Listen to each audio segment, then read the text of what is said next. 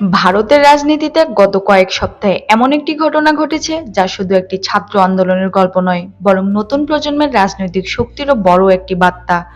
বহু বিশ্লেষকদের মতে ককরোচ জনতা পার্টি বা সিজেপি এর নেতৃত্বে গড়ে ওঠা এই আন্দোলন দেখিয়ে দিয়েছে ভারতের তরুণ ভোটারদের উপেক্ষা করা আর সহজ হবে না। প্রশ্ন হলো, কেন এত দ্রুত সফল হলো এই আন্দোলন? অনেকের মতে এর প্রথম কারণ ছিল আন্দোলনের মূল ইস্যু। এটি কোনো ধর্মীয় বা দলীয় প্রশ্ন থেকে শুরু হয়নি, বরং শিক্ষা ব্যবস্থায় অনিয়ম, প্রশ্নপত্র ফাঁস এবং লাখো শিক্ষার্থীর ভবিষ্যৎ নিয়ে উদ্যোগ থেকে এর জন্ম। ফলে বিভিন্ন রাজ্য, ভাষা ও সামাজিক পটভূমির তরুণরা একই দাবিতে একত্রিত হতে পেরেছিলেন। দ্বিতীয় কারণ ছিল সামাজিক যোগাযোগ মাধ্যমের ব্যবহার। ফেসবুক, ইনস্টাগ্রাম, এক্স এবং শর্ট ভিডিও প্ল্যাটফর্মে আন্দোলনের প্রতিটি মুহূর্ত দ্রুত ছড়িয়ে পড়ে। পুলিশের হাতে ফুল তুলে দেওয়া, চকলেট উপহার দেওয়া কিংবা ব্যঙ্গাত্মক পোস্ট, এসব কন্টেন্ট মুহূর্তেই কোটি মানুষের কাছে পৌঁছে যায়। প্রচলিত রাজনৈতিক প্রচারণার বদলে হাস্যরস, মিম ও ডিজিটাল কন্টেন্টকে আন্দোলনের ভাষা হিসেবে ব্যবহার করা হয়, যা বিশেষ করে জেনজি প্রজন্মের মধ্যে ব্যাপক সাড়া ফেলে। তৃতীয় গুরুত্বপূর্ণ বিষয় ছিল আন্দোলনের নেতৃত্ব। বিশ্লেষকদের মতে আন্দোলনের নেতারা উত্তেজনাপূর্ণ ভাষার বদলে শান্ত, সংগঠিত এবং তথ্যভিত্তিক বক্তব্য তুলে ধরেন। ফলে অনেক সাধারণ মানুষও এই আন্দোলনের প্রতি সহানুভূতিশীল হয়ে ওঠেন। এমনকি রাজনৈতিক মতাদর্শের ভিন্ন অবস্থানে থাকা অনেক নাগরিকও শিক্ষা সংস্কারের দাবিতে সমর্থন জানান।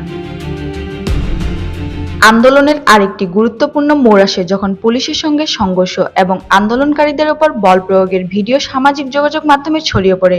সমালোচকদের মতে এতে আন্দোলন থেমে যাওয়ার বদলে বরং আরও বেশি জনসমর্থন পায় এবং জাতীয় আলোচনার কেন্দ্রে উঠে আসে। এরপর আসে সবচেয়ে আলোচিত ঘটনা। দীর্ঘ বিক্ষোভের পর ভারতের প্রধানমন্ত্রী ধর্মেন্দ্র প্রধান পদত্যাগ করেন।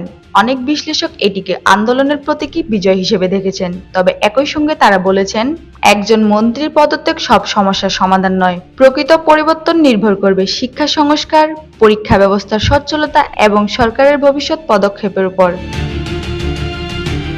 রাজনৈতিক বিশ্লেষকদের আরেকটি পর্যবেক্ষণ হলো, এই আন্দোলন নরেন্দ্র মোদী সরকারের জন্য একটি গুরুত্বপূর্ণ সতর্কবার্তা। গত এক দশকে সামাজিক যোগাযোগ মাধ্যমে বিজেপির শক্তিশালী উপস্থিতি ছিল বড় রাজনৈতিক সম্পদ, কিন্তু এবার একই ডিজিটাল প্ল্যাটফর্ম ব্যবহার করে তরুণরা নিজেদের বক্তব্য কোটি মানুষের কাছে পৌঁছে দিতে সক্ষম হয়েছে।